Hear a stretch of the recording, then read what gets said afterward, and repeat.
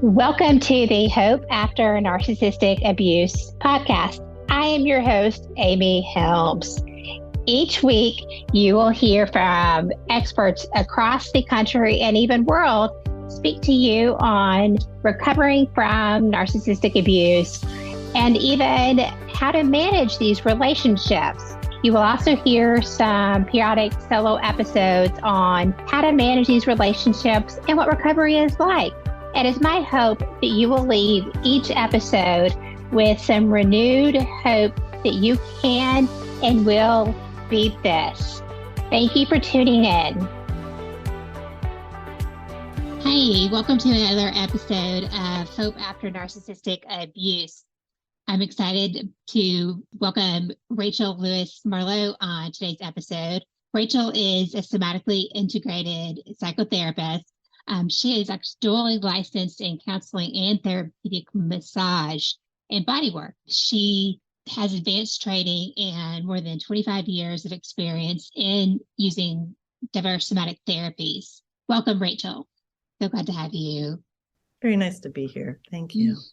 I'm excited to have you on here because what we know right now is traditionally talk therapy has been kind of the mainstream therapy. You know, we change our thoughts, we change our feelings, we change behaviors.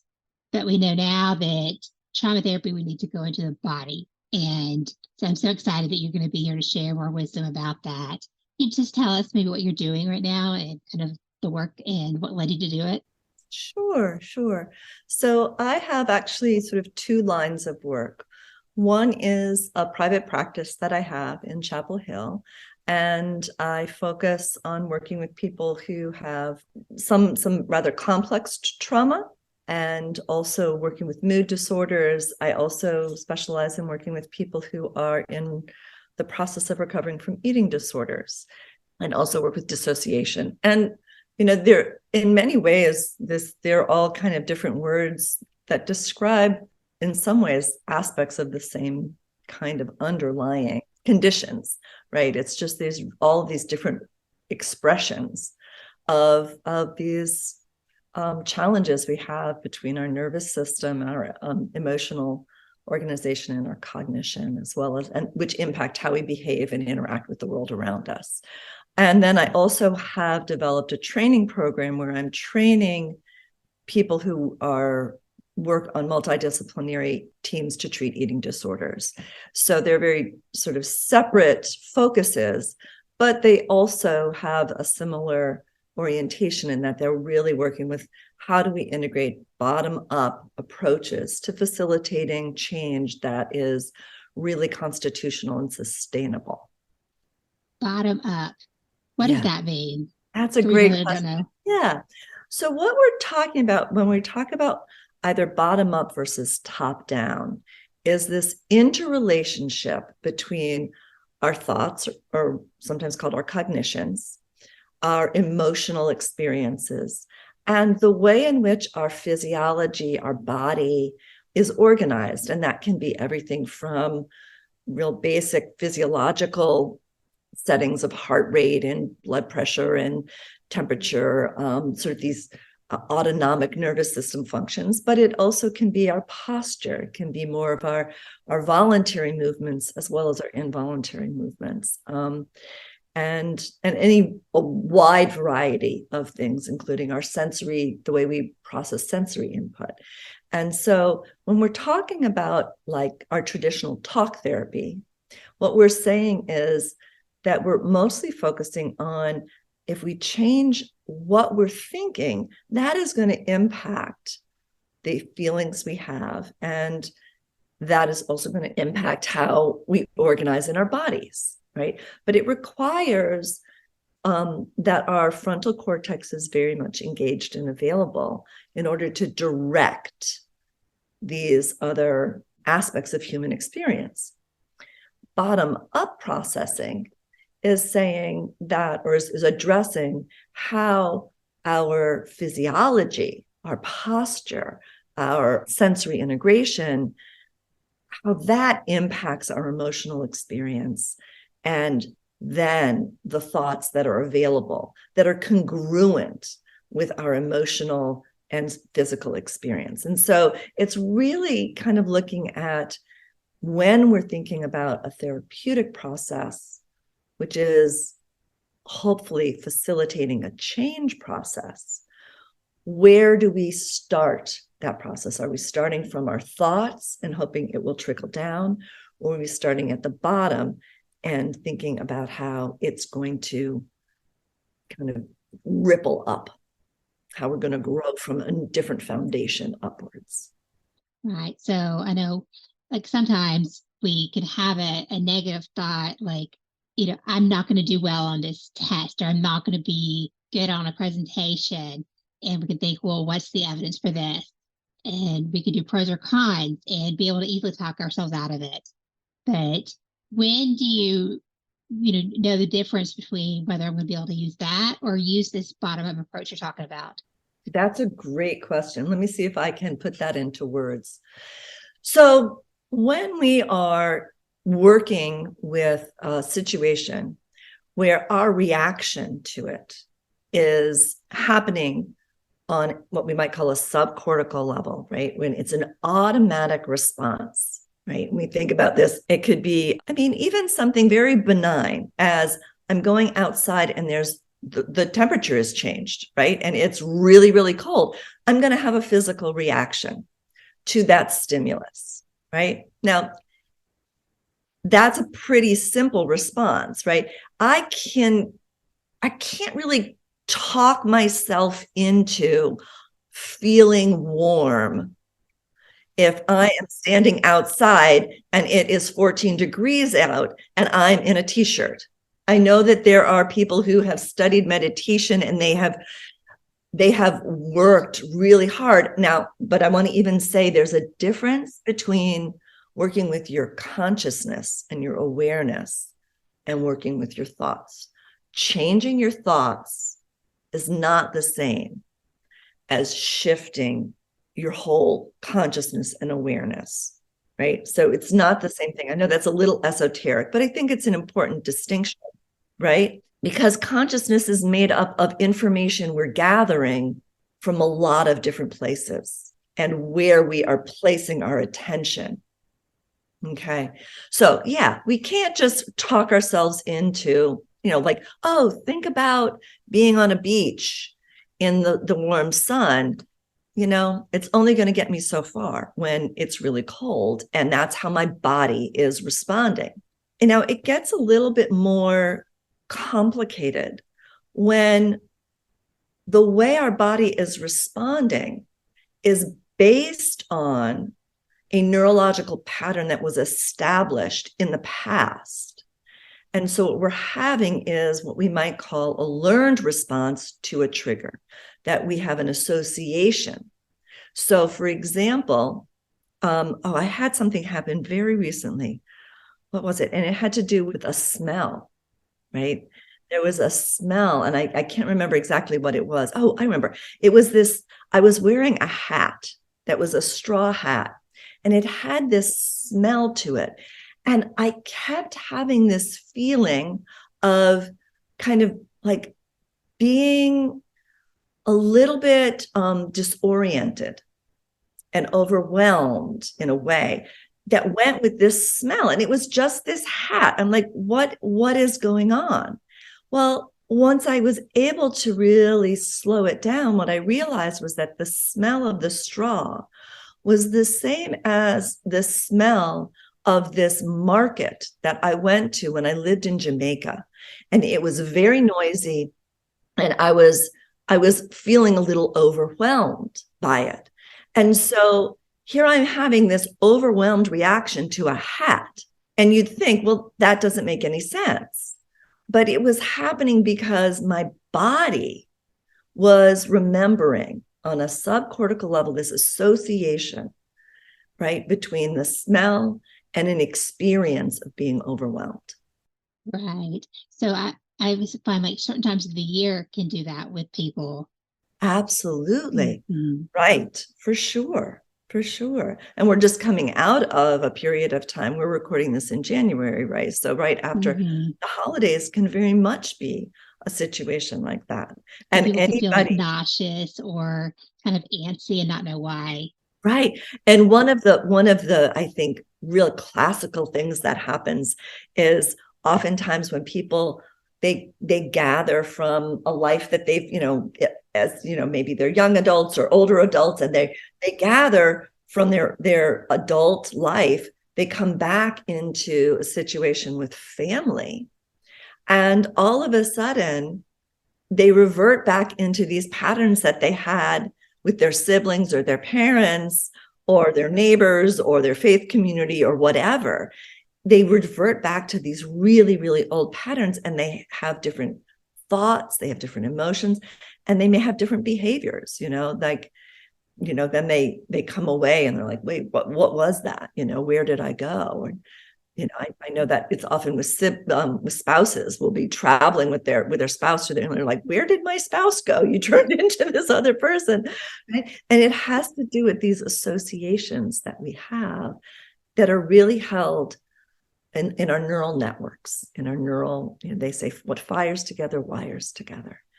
And those physical settings impact the emotions we have and the thoughts that are available to us. How does the embodied recovery work to help us to be able to regulate those sensations in our body? So that's also a wonderful question. So let me just do a little bit of clarifying. So the embodied recovery for eating disorders, and I have to be a little bit specific about the name, just because the word embodiment and embody is used by a lot of people these days. So what that particular the Embodied Recovery Institute is this training program. What we are doing is we are helping providers learn about the ways in which the body builds the scaffold for our attachment system, our defense system, and our sensory processing system, all of which are needed in order for us to navigate the world, for us to be able to feel protected, where we're separating from danger, for us to feel safe, where we are actually able to connect with something that's nurturing and nourishing and supportive.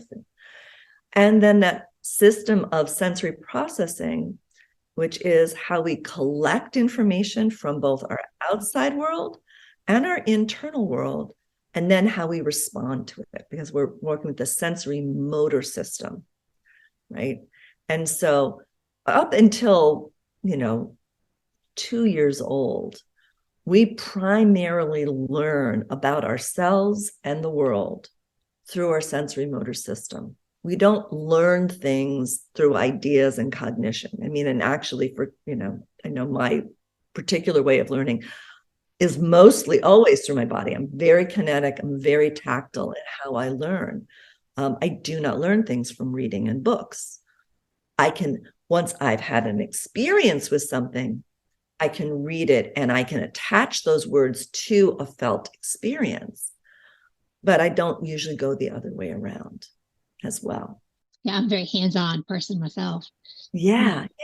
And I think that, we underestimate the amount of learning we do through our entire life that way. So, in order to change patterns which we have learned through our sensory motor system, a different idea doesn't cut it, because all what we feel is this incongruency between, oh, here's this idea, but it doesn't fit with this body that so it doesn't really make sense. It doesn't make sense, meaning it's incongruent with my sensory motor experience.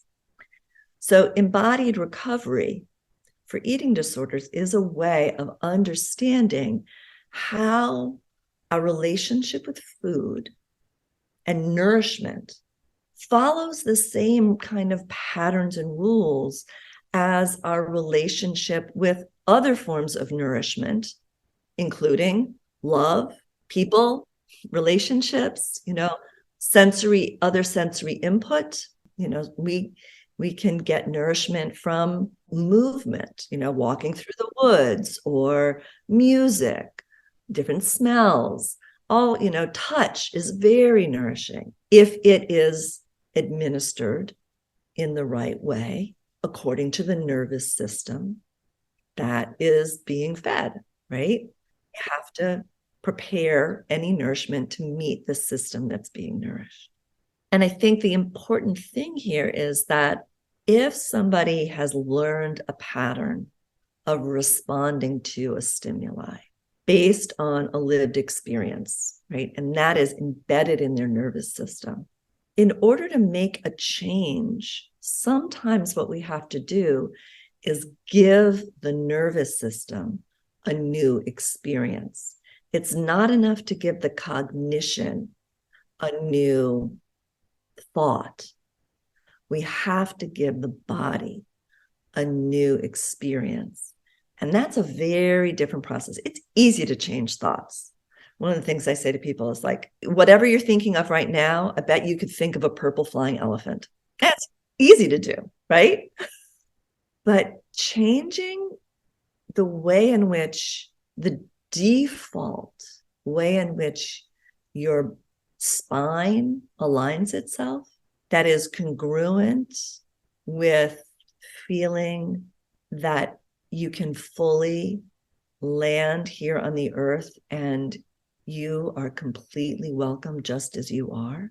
There's a lot of different things that have to change in order for that to be the way your body rests.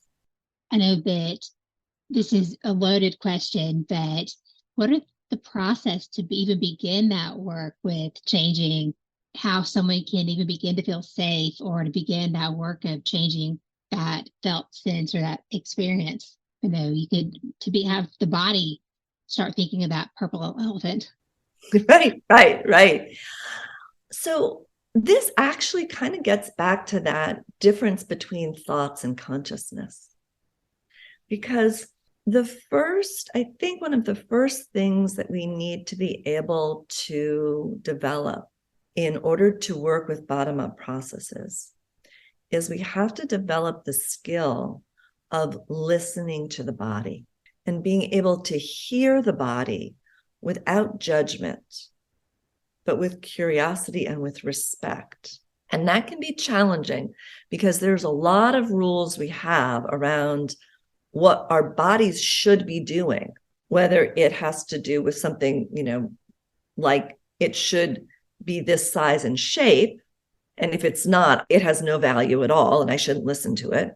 But it could also be, I should be sitting up straight, or I should be smiling, or I should, have my shoulders back, or, there's like all of these different tiny little shoulds that we can hold in our thoughts that make it hard for us to just listen to the body itself.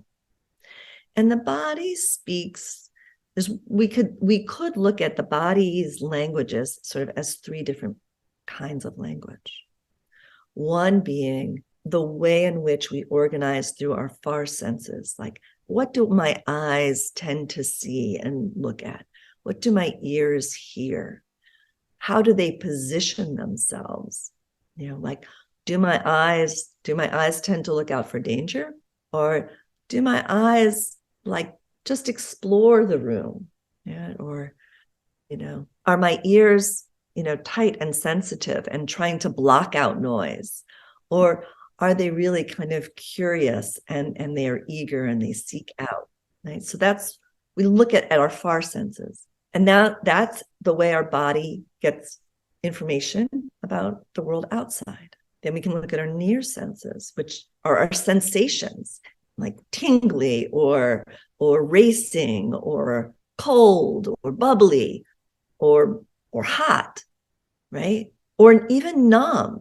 Sometimes people are like, but I don't feel anything. That's a feeling.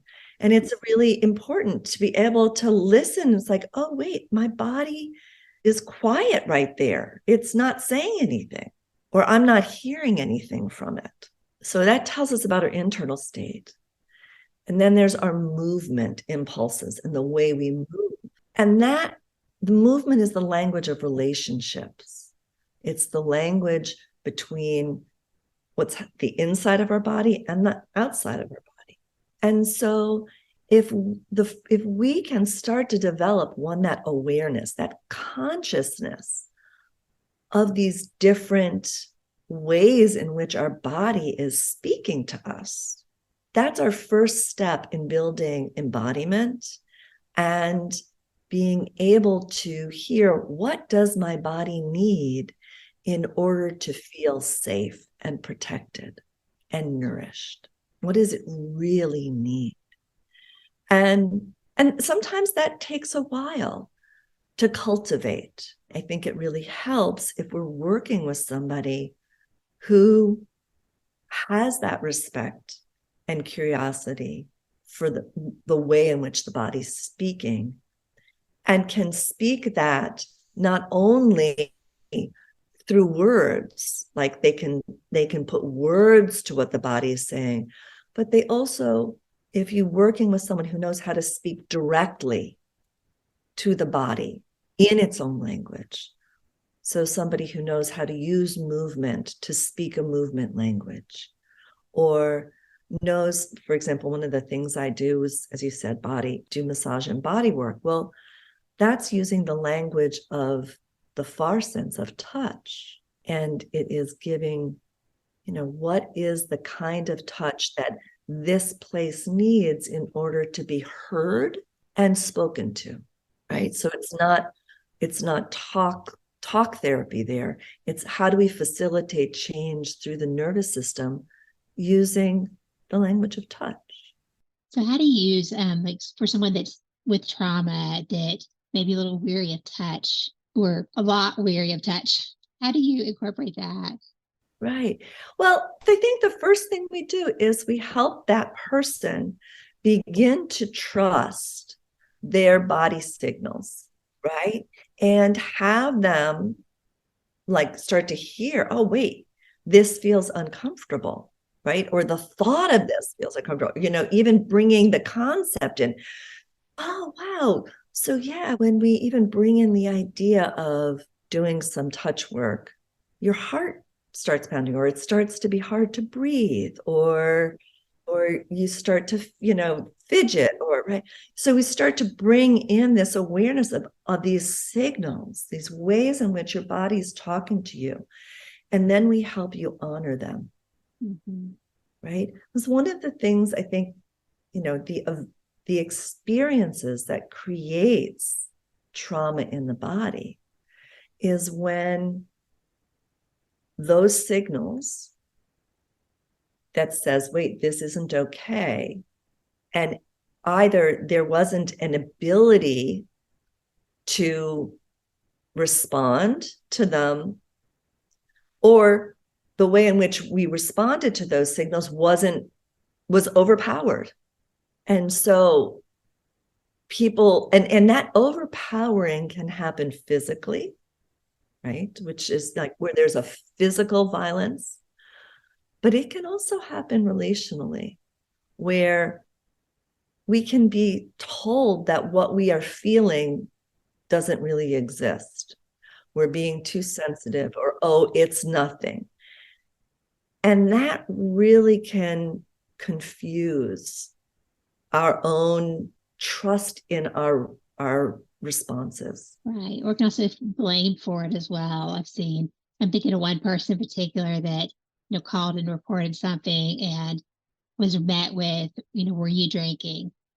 And so it immediately to everything's my fault. Right. And so that overpowering. Right. And I will say, just because I think the other piece of this in terms of how do you start to work with the body is that we cultivate the awareness, and then the way of naming what's happening without interpreting it, right? So we don't have to place meaning on it in order for us to be listening. It's enough to say, my muscles are tight, or, or even I feel I feel a sadness, because as energy starts moving through the body, that energy can start to land in the emotional centers in our brains. And so what we are experiencing is not just a physical sensation, but an emotional one. As soon as we start to attach a story to it, we lock it down in a truth, especially if that story, if we can't change, what happened. The question is, can we change the impact of what happened? And we can, but we have to sort of tease apart the meaning, either the meaning we've made of ourselves and our own worth, or the meaning we've made of the world and what the world is and will always be. To sort of set that aside and stay with the sensations, stay with the impulses, right? And see what happens as we bring in new physical experiences. Are we able to add new beliefs that come up from there? That's kind of like it, because this happened to be at that time, then no one can be trusted. It will always be like, is that what you're talking about? Right. The always or nevers can start to become sometimes. Mm-hmm. And I think that's also been helpful for people that I've worked with when we're facilitating some kind of change in their body.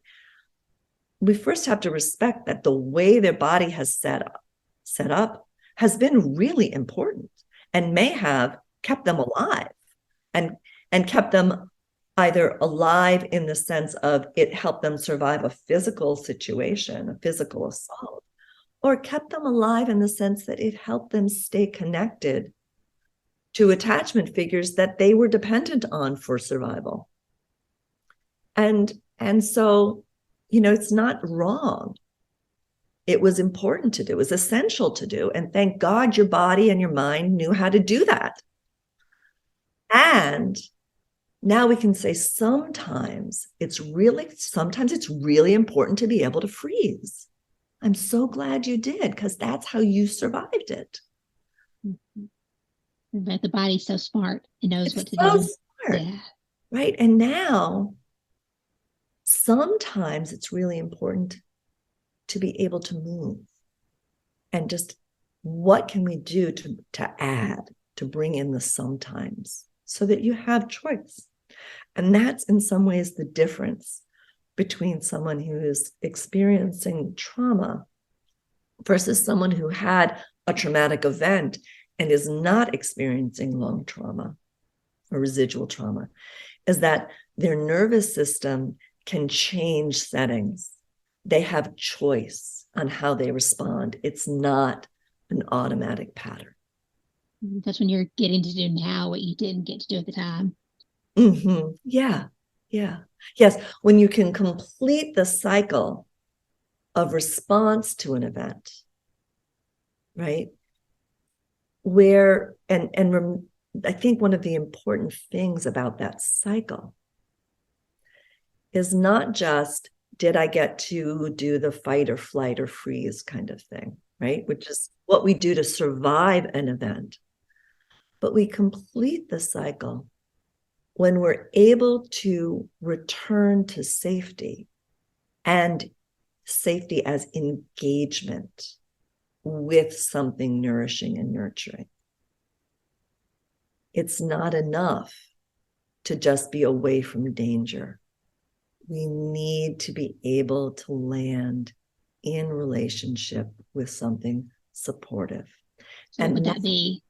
What would that be? Yeah. Well, it depends. For different people, it can be different things, right? For some people, it's a person. I use the example of let's say you're out in the woods and you're walking and there's a bear and you are like, oh my God, and you run into your cabin and you close the door and, your heart rate can kind of slow down and but you're probably pacing around. And it's not enough to know, okay, the bear's out there. It's when you can turn to your friend who's also there and you can say, let me tell you what happened. And they're like, yeah, okay. And they're calm. You can like, or, you know, whatever the activity is, it's like you can reorient. So for somebody, it's a person. If they have a regulated nervous system, right? You need somebody who isn't, I mean, empathy is wonderful in some situations. However, you don't need somebody to be freaking out when you're freaking out. Sometimes what you need is someone who's calm, who's present, but is like, it's okay. You're all right now. It's okay. I'm going to, breathe with me.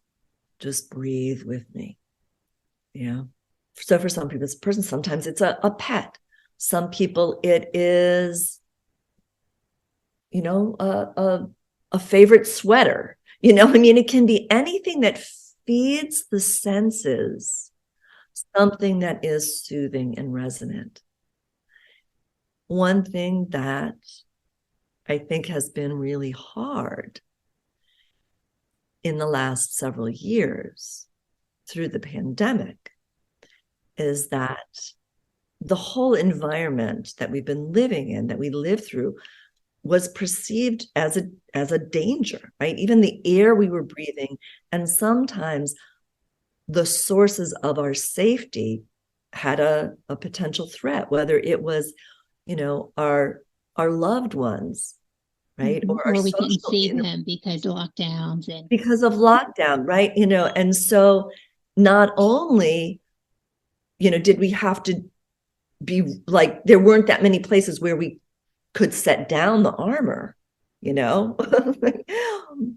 but there weren't that many places we could turn to afterwards that we could be nourished by and replenished by. And while, phone calls and Zoom are wonderful for some things, it's not a hug, and even the sound of someone's voice coming through the mechanical speakers of a computer or phone or earbuds, right? It's not the same as how our ears hear in the acoustics of a room. So our nervous systems are pretty stressed out and haven't been able to complete that whole cycle of landing in safety. We kind of land in this sort of stasis where it's not dangerous, but I haven't really landed in safety. I'm kind of hovering. And, we do things like find things that can vibrate at that level to keep us hovering, whether it's screen time, scrolling, social media. Sometimes it's food or alcohol or coffee or, substances that provide us with a certain kind of vibration to kind of keep us hovering so we don't go into the void of nothing. It's not that social engagement that really so helpful. Yeah. And that I think is one of the most disruptive things to the nervous system. Is it's the nothing. It's that sense of being kind of utterly alone.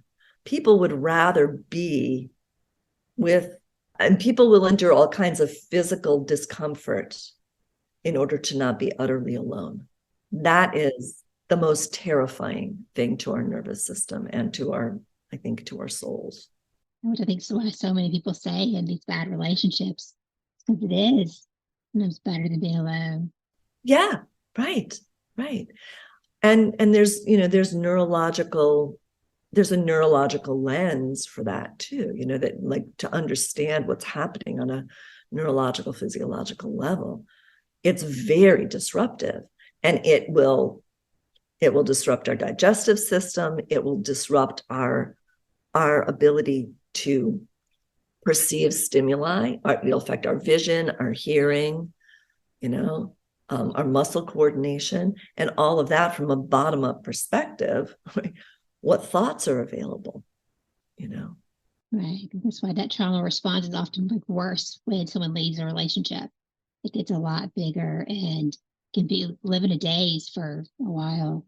Absolutely. Absolutely.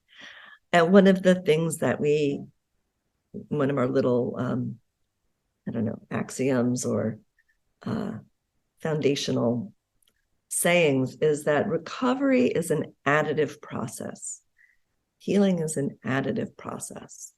And so it's really about what are we bringing into the system that is nourishing, nurturing, resonant, supportive, not just what are we stopping. And so I think that also speaks to, it's not enough to just stop a thought. If we want to bring in another thought, well, what do we do all the way through the thoughts, the emotions, and the body in order for that to be true, for it to resonate, for it to be congruent? And this is one of the things that we bump into a lot with eating disorders, where people can have wonderful, generous, benevolent beliefs about others, non-judgmental, accepting, right? I know that's true for you, but it's not true for me. That's the unicorn effect. The unicorn effect? Yeah, it points to everyone else. For me, it's like right. The unicorn. Yeah, right. Well, and from this embodied recovery lens, what we see is that, well, let's say, if the belief about you is that it's okay for you to be angry, or it's okay for you to want what you want, because I can see you do that and it's fine. It's not okay for me, though, because when I start to feel anger, my whole body responds the way it responded when my parent was rageful, and I don't ever want to do that, or how they responded when I got upset, right? So I shut that down. It's not okay for me to reach for what I want, because I always had to follow the rules, and I could only do what somebody else wanted me to do, right? So I have within my system a somatic memory of being shamed and even sometimes assaulted, right? I mean, some people, it's like, if what they want, and this happens, I think, with people with various different sexual orientations, right? If they are like, no, this is how I show love. Well, if I'm going to go to hell for that, or I'm going to be kicked out of my whole community, and, there's no way that is supported in my body. So that thought isn't true for me. So that's part of the importance of getting this bottom up alignment. I see about that with the children should be seen, not heard, and then that carries out to people. I should be sitting here in the couch, not taking up any space, and I got to do everything right. But changing that has to happen in the body because that thought's so ingrained. Exactly. And to change that, it's not enough as a provider for me to say, it's safe here, it's okay. People have to feel that that's true. And the way they feel that is this process of co-regulation.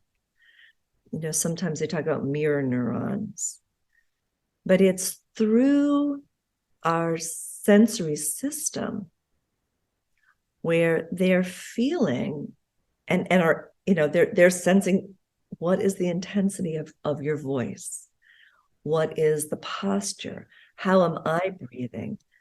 And this is very important, I think, for providers, is that people who've experienced trauma can smell hypocrisy.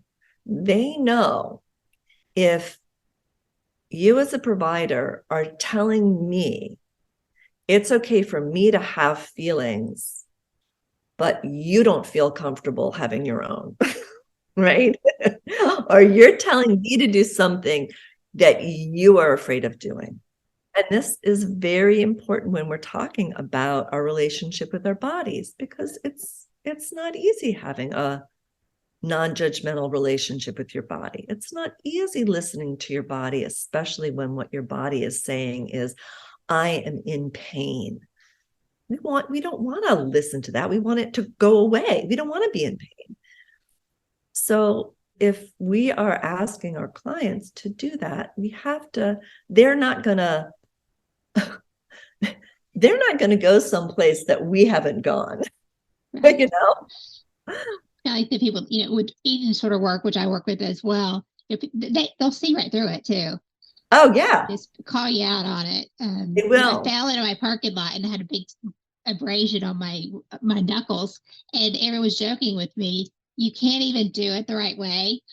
But, as soon as I was putting my fingers at my throat, and I was like, guys, stop it. Right. Right. Like I fell. Like everything was bruised. Oh dear. Yeah. But right. It was like, a month of them saying, Amy, just do it the right way. Well, it sounds like you have out on it. Right. It sounds like you have a good enough relationship with them that they can talk about that, right? Yeah. Call me out on it. Yeah. Yeah. Right. Right. Yeah. And how do we create a real space that's safe, or a space that's really safe for those things to come up and say, it's not my way or the highway. It's like, let's really wrestle with this. Let's really stay with it, and let's unwind it. And what can we add? What do we add? Not just try and stop from happening. How do we add more so your attachment system is more robust? That's what we need in order to be able to have bottom-up support for a lot of these activities of daily life that disorders seem to truncate. Mm-hmm. I think that as therapists, we are that support initially, or that resource, until they are able to grapple onto more with the bottom-up approach. Mm-hmm. Yeah, absolutely. Yeah. I think it's important to know that, like, there are things that we can do to support the body that don't require a whole lot. Sometimes it is borrowing tools from occupational therapy, where like different kinds of sensory input from the outside that is part of how our nervous system perceives safety. And for some people, it's like a very soft, calm voice feels soothing. For other people, that's really irritating, and they need somebody who's a little more animated, right? That they can really perceive, oh wait, you're alive, I can feel you. So there's no like one prescription on how you do this. Right. Do you integrate like pelvic floor PT at all? Right. So I don't do I'm not qualified. Not yourself. Do you right. refer? Absolutely. Absolutely. And I think that that's also part of what we have to recognize, is that sometimes what we're looking at is a much more diverse team that's going to help people grow and heal. And so for some people, it might be pelvic floor PT. I've referred people for various different types of body work, movement, whether it's Tai Chi, it could be Nia. For some people, it's going to be kickboxing. For other people, it could be tennis. Now I know with eating disorders, we are looking at, some people have very compulsive or excessive movement behaviors. But even there, we can look and decode and say, if we were to look at that as a sensory seeking activity, what is that telling me about the way your nervous system is organized? Instead of just saying, you need to tolerate the discomfort of not running. Like, oh, but maybe we could look at it and say, oh, is this a vestibular sensory seeking experience? Is it proprioceptive? How else can we bring that in? What's going on when that's triggering the need to regulate through those things? There's a lot we can do. Right. Now my sister's in Atlanta, but she's a women's health PT, and she works with a lot of trauma and sexual trauma in her practice. And I wish we had more people that did that, but I think that's very beneficial. And that you have to have a really good rapport for someone to be, that vulnerable with the provider. But I think it's very helpful too. Yeah, absolutely. And I think sometimes what people, it's helpful for people to understand that when we shift a pattern that's been held in the body, and certainly when there's been sexual violations involving the pelvis, what can happen is a lot of these intrinsic muscles can go into a freeze state, right? And so, which has all kinds of impacts throughout the whole body. They go down the legs, up the spine. Then also, the sacrum, the pelvis, that impacts the cranium, and all of everything. It can be a lot. But when we release these physical patterns, there can be a lot of emotional discharge as well. And there can be, anger, grief, sometimes even laughter. And, but when we release a pattern, we release energy and it moves through the body. And if there is some kind of social norm against showing emotion, that can often truncate the amount of physical change that's happening, because that energy that gets released is then shut down again. And so it doesn't get to really come back to a baseline neutral stance. So that safety, like you were saying, in the relationship between someone who's facilitating the physical change and the person who is coming for the help, there needs to be a lot of emotional safety there. That's an excellent point. But, it's again, it's another tool, resource, and the more we can give people, the more support. Yes. Is there anything else you wanted to add that we didn't cover? Yeah, I think the only thing I would want to maybe add is just, my respect for anybody who is on a journey of healing, of recovering, of stepping into the fullness of who they are after experiences that have kind of separated themselves from their innate worth, from their intuitive wisdom, and it's not an easy journey, but it's really worthwhile. It takes a tremendous amount of heart and courage. And so, I really respect people who are taking that journey and exploring what it means to step back into who they are. And anybody who accompanies somebody on that journey is really being granted a huge privilege to witness something that's just, I don't know, it's a little miracle every day when you get to see somebody kind of breathe into who they are. Yeah, I agree. And it is a long road and a hard journey. It's the value afterward is nothing compared to the pain of being in a traumatic relationship. And so it may not see that during the process, but you'll see it afterward. Absolutely. That old saying, it's darkest before the dawn. And it is that place of like, it can look like there's like, if I let go, I'm going to fall into that abyss, but we don't.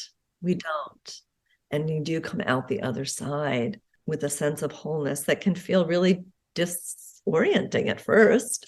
And then you go, oh, wait, this is really a lot here. There's a lot here. This is me, and I did do that. Yeah, absolutely.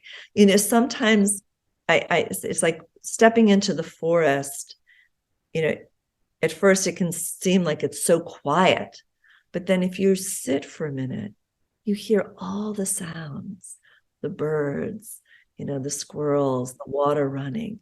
But it's that first, like that threshold of change where all we feel is the absence of something before we feel the presence. Yeah, that's beautiful. Well, thank you again for joining us. You shared a lot of wisdom. It's going to be impactful for many. And hope everyone tunes in for the next episode. And if you like this, please download and subscribe. And more information will be in the show notes, so you can go back and hit any parts that you resonated with you. More information about Rachel and what she does will be in there as well. Thank you so much. Thank you again for tuning in to our podcast, Hope After Narcissistic Abuse. We hope you were able to leave with some renewed hope. And if you like what you heard, please subscribe to the channel, give us a review, head to the show notes for more information on the things that we highlighted.